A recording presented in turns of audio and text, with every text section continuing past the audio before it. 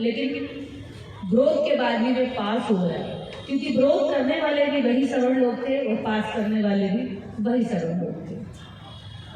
उसको लाने वाले भी वही लोग थे जो इतने समय से अटका रहा। जो हिंदू कोड बिल के विरोधी थे वो आज महिला विधेयक बिल लाकर महिलाओं को हितैषी बनने का नाटक कर रहे हैं। जो बाबा साहेब डॉक्टर अम्बेडकर के हिंदू कोड बिल लाने के बाद उनके खिलाफ महिलाओं से ही हिंदू कोड बिल की प्रतियां जलवाई गई, वो आज शोर मचा रहे हैं कि हम महिलाओं के पक्ष में हैं, हम महिलाओं का सम्मान करते हैं, नारी बंधन विधेयक बिल ले आए हैं। क्यों झूठ बोलते हो? बाबा साहेब डॉक्टर अम्बेडकर इससे पहले ही महिलाओं के लिए जिन कानूनों को लाए थे, जिन प्रावधान को लाना चाहते थे, तुमने वो तो एक बार में करे नहीं, वो भी टुकड़ों टुकड़ों में लागू हुए और उनका भी क्रेडिट तुमने खुद ले लिया, और वो भी आज तक इस सामाजिक व्यवस्था में लागू नहीं हुए हैं। संपत्ति में बेटी का बराबर का अधिकार है हिंदू कोड बिल में। कितने पिता अपनी बेटियों को संपत्ति का बंटवारा करते हुए गिनते हैं? केवल बेटों की गिनती होती है। अगर घर में 4 बेटे हैं तो 4 बेटों को गिना जाता है। संपत्ति के बंटवारे के टाइम पे कोई भी हमारा समाज का व्यक्ति कोई इक्का दुक्का होगा जो ज्यादा जागरूक हो गया होगा, केवल गिनती में 4, 3, 2 जितने बेटे घर में होंगे बेटों की गिनती होती है, बेटियों की नहीं होती है। बाबा साहब जैसी सोच पहले लागू करो। महिला बंधन बिल लाकर के तुम महिलाओं का मात्र वोट देना चाहते हो और उस रिजर्व सीटों पर वो जातिवादी औरतें बिठाना चाहते हो जिनकी घर से निकलते ही कार दरवाजा में नौकर हो, घर में जाए तो जूता निकालने तक के लिए नौकर हो, बच्चे अगर पैदा करें तो उनकी रेंट संभालने के लिए और पोटी उठाने के लिए भी SC ST OBC की महिला साफ सफाई करने के लिए घर में मौजूद हो, खाना तुम खाओ, जूते बर्तन धोने के लिए भी एक गरीब परिवार के जिसको तुम चाहते नहीं कहीं कि वो संसद में पहुंचे, विधानसभा में बैठे, वो महिला तुम्हारे घर की महिलाओं की गुलामी करे। बाबा साहब डॉक्टर अम्बेडकर ने कितनी बेहतरीन बात कही थी कि राजा रानी की कोख से पैदा नहीं होगा, तुम्हारे वोट से पैदा होगा। और ब्राह्मण धर्म के लोगों ने ये बात बहुत अच्छे से लपट ली। उन्हें पता था कि अब वोट से राजा पैदा होने लगेगा, तो उन्होंने वोट खरीदना शुरू कर दिया। उसके बाद उन्हें ये लगा कि वोट खरीद तो लेते हैं लेकिन उसके बावजूद भी अभी सारे काम धाम करने के बाद भी हम सत्ता से कभी ना कभी खिसक सकते हैं, तो महिलाओं के बहाने अब उन्होंने अपनी सीटें बढ़ा ली। ये सवर्णों की सीटें बढ़ेंगी सारी, इस सवर्णों के हाथ में राजनीति मजबूत होगी। जो महिला जातिवादी बच्चा तैयार करती है इस देश में, जो महिला आरक्षण का विरोधी नागरिक तैयार करती है अपने घर में, वो महिला राजनीति में जाकर हमारे लिए कभी कुछ भला सोचेगी? इस देश के अंदर जातिवाद कहां से आ रहा है? मनुस्मृति से, और मनुस्मृति को बिना पढ़े सबसे मजबूती के साथ में लागू और फॉलो करने वाला कौन है देश के अंदर? वो तबका, इस देश की सवर्ण क्लास की महिला। मैं दावे के साथ कहती हूँ कि इतना पुरुष जातिवादी नहीं होता जितनी महिला जातिवादी होती है। अगर तुम उसके घर में घुसोगे तो पुरुष तुम्हें बिठाकर खाना खिला देगा, लेकिन महिला उसी बर्तन और कप को अलग से ले जाकर दी देगी। अगर तुम्हारे उसके बेटे का तुम्हारे बेटे की दोस्ती हो गई तो पिता को कोई ज्यादा परेशानी नहीं होगी, लेकिन मां उस दोस्ती को तुड़वा देगी।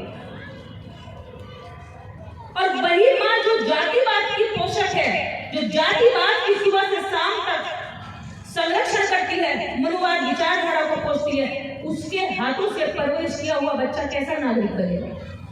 जातिवादी नागरिक। उस महिला के संसद में जाने पर इस देश के अंदर कैसे कानून बनेंगे?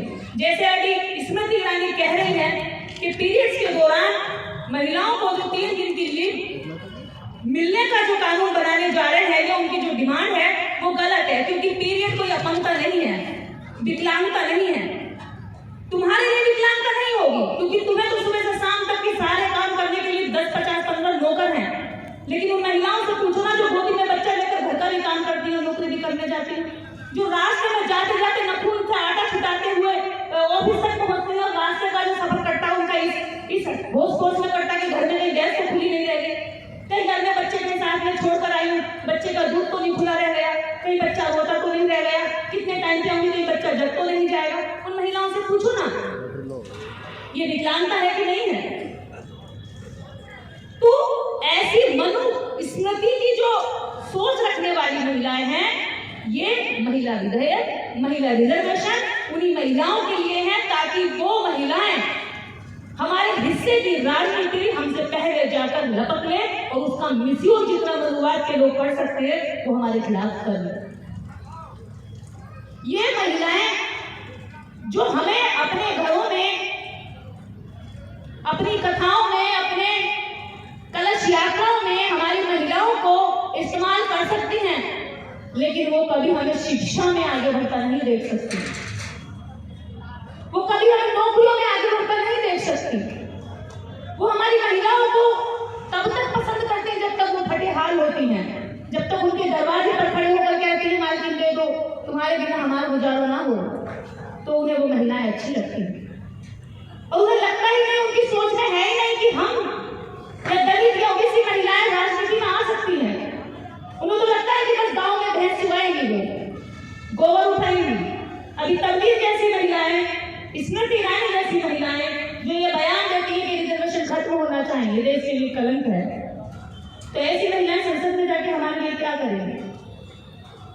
अरे जिनकी महिलाएं हमारे पुरुषों से भी ज्यादा आगे हैं, अगर एक ब्राह्मण महिला किसी ओबीसी या एससी के आईएएस के साथ शादी करती है, तो आईएएस का दिमाग काम नहीं करता है, उसके घर में ब्राह्मण समाज की बेटी का दिमाग चलता है, चाहे वो आईएएस से कम पढ़ी लिखी क्यों ना हो, वो उसको अपने हिसाब से कंट्रोल करती है, आईएएस हो या चाहे पीसीएस हो, चाहे वो एमपी हो, चाहे वो एमएलए हो, चाहे वो राजनीति का कितना भी बड़ा दिग्गज हो, लेकिन कंट्रोल वहां पे कौन करेगी?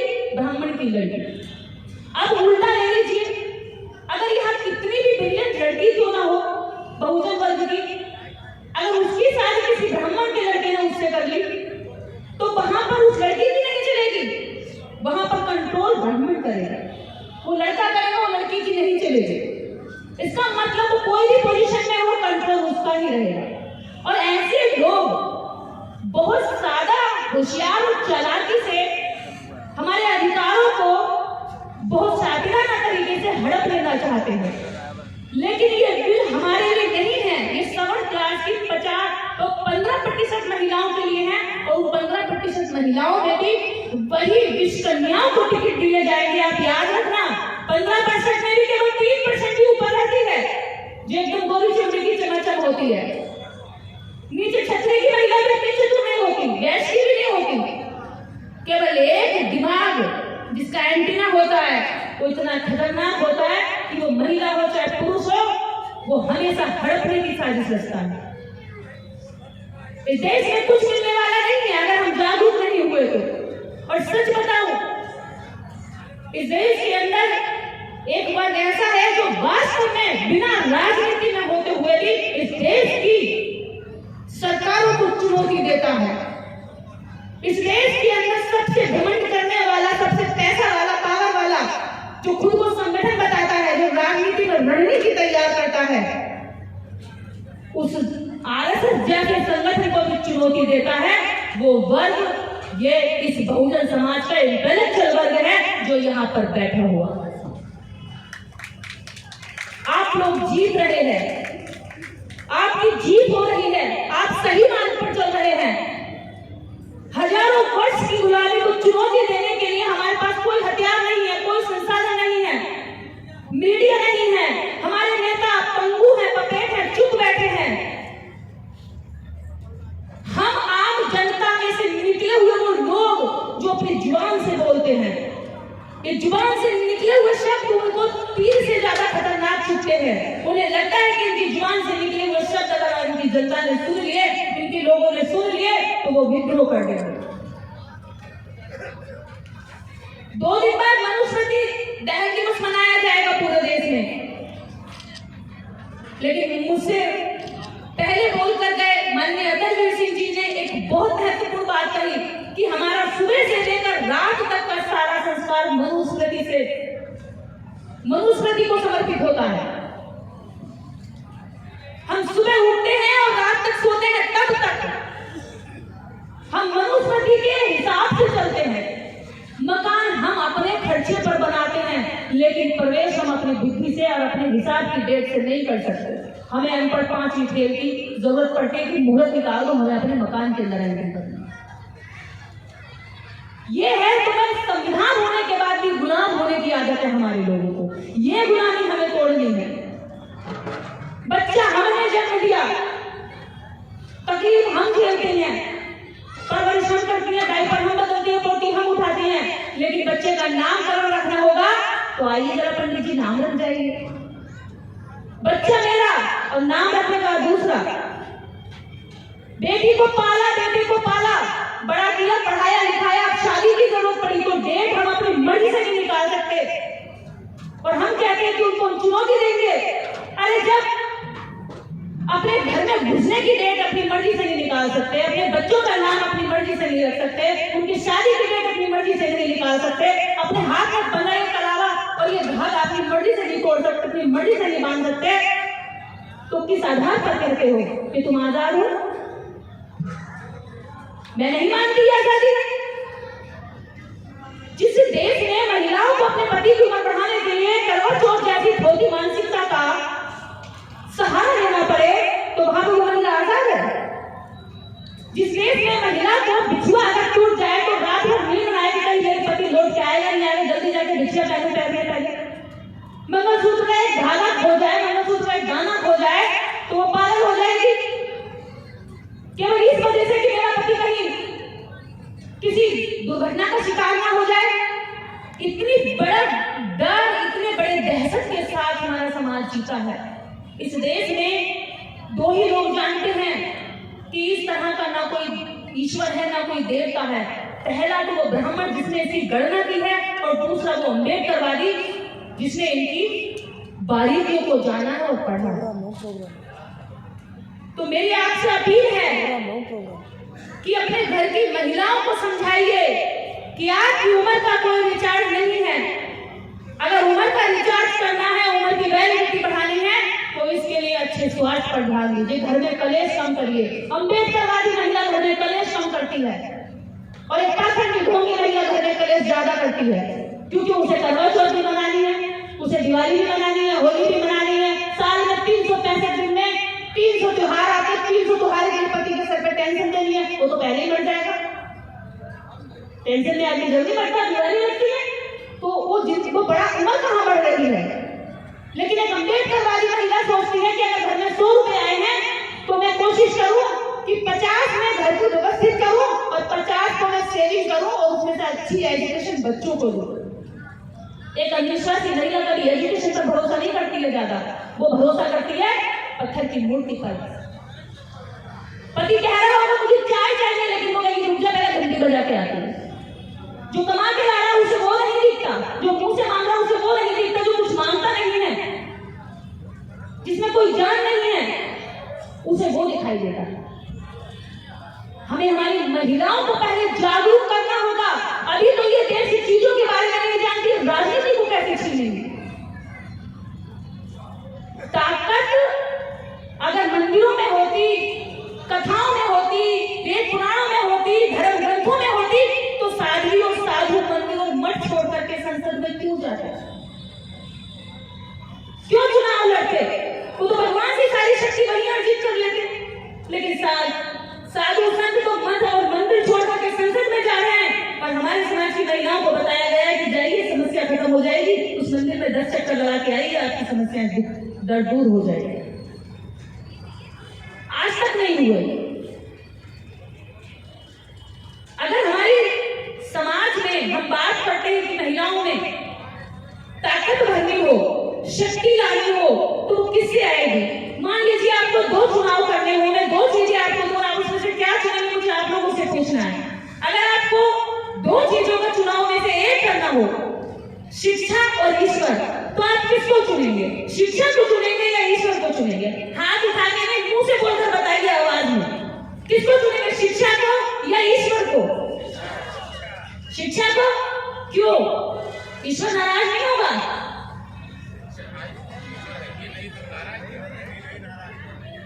ईश्वर नाराज नहीं होगा ना, क्योंकि ईश्वर नहीं है।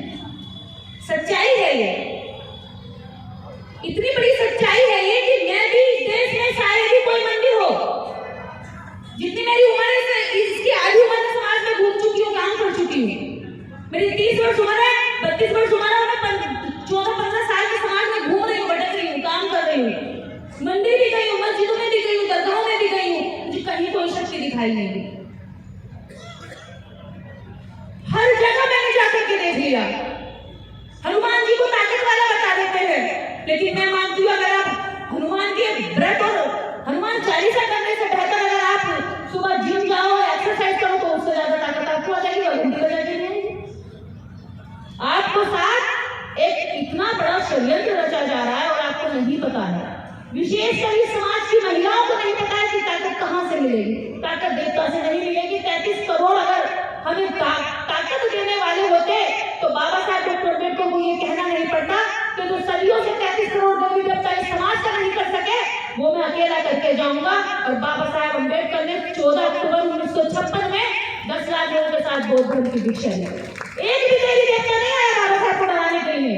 एक ने भी आके बाबा साहब से कहा कि अम्बेडकर तू क्या कर रहा है? किसी ने कुछ नहीं कहा। आए तो कौन? ठेकेदार।